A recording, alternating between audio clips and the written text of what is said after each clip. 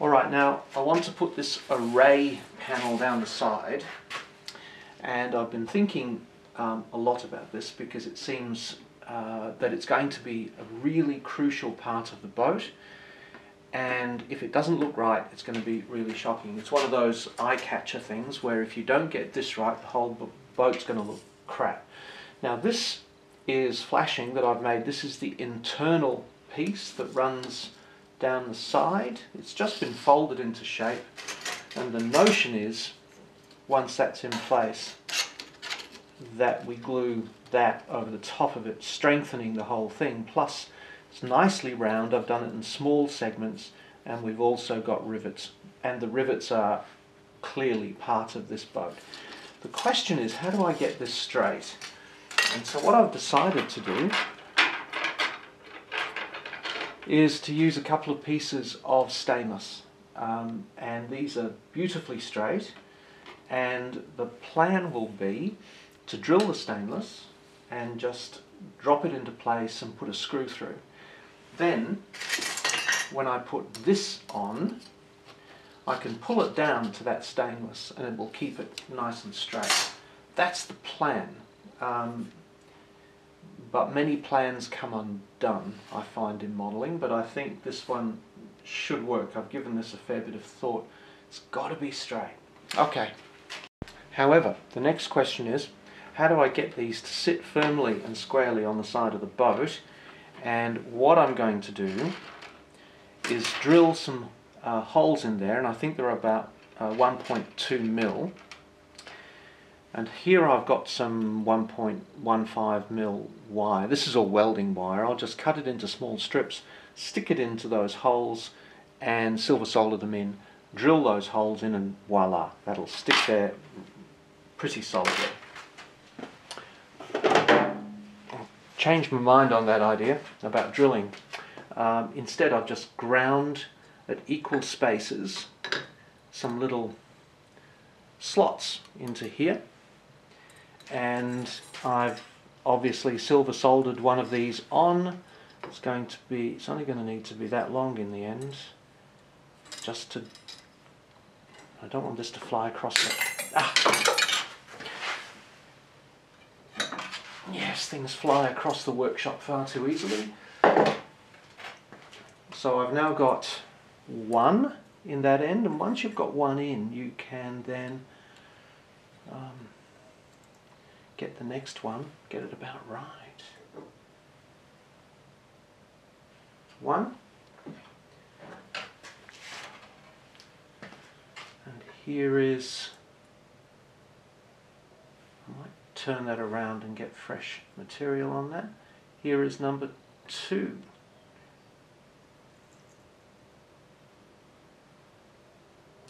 Takes no time to do this, and we'll have very, very nice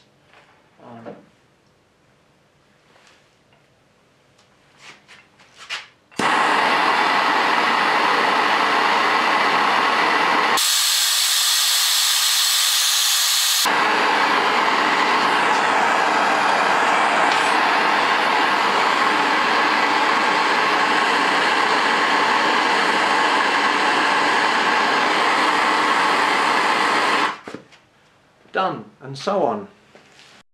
And this is the inner layer, the start of that process. Just a bit of epoxy on the upper side so that it drips down onto the rod, and that'll be, I haven't put anything on the bottom because I want to be able to adjust.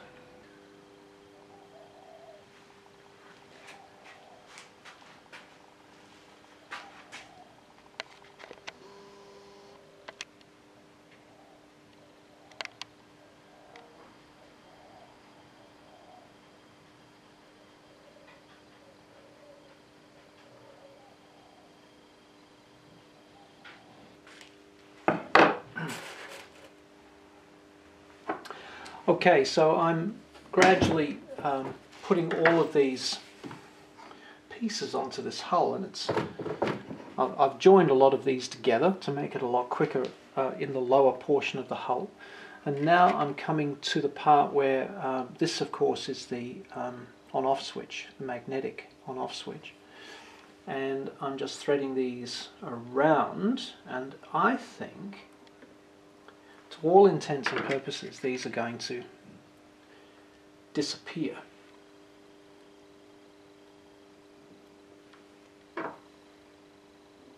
From sight completely. All there's going to be is these two little sticks, and that's going to be the on-off switch for the submarine.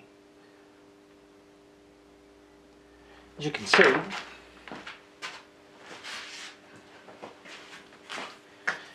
see, this is quite a messy process. Oops. Yes, I'm getting glue all over myself at the moment. What I try and do with this is place these on, tap them into place like that, using a finger that doesn't have any glue on it. This is 5-minute epoxy, so I've got a bit of playing time with this. So I put them on and try not to make too much mess. I just want to really catch the, yeah, I've got enough down there. Catch the tile up against the glue. Now here's the fun part.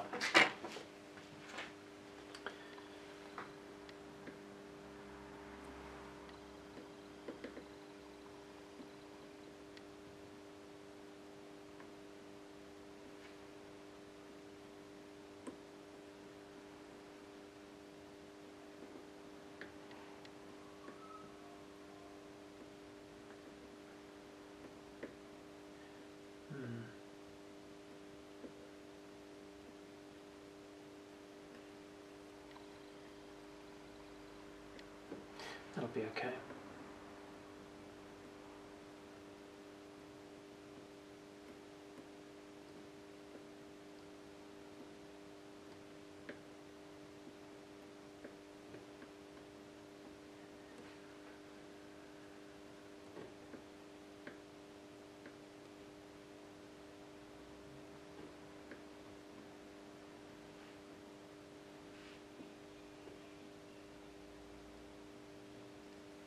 Okay, that's good enough. Okay, so what I need to do now is to round this off into a perfect, beautiful spear shape as per the pictures. And to do that, I've taken a large, quite thick piece of Perspex, and I thought I'd quickly show you my plan for this. Hopefully it's going to work nicely. The idea is to sand it down, so on the bench sander, whatever it is, and I'm going to sand it down so it's the right height. Then I'm going to sand the sides so that it's the right width, so it's going to be a box shape. Then I'm going to sand into the end of this the shape of the end of the item. Once I've got that, I'm going to then take the shape down, and it's going to be flat. So once I've got that shape, which is pointed and it's going down and flat, then I'm going to start to machine that in the sander and get the shape really, really nicely fitting up against that.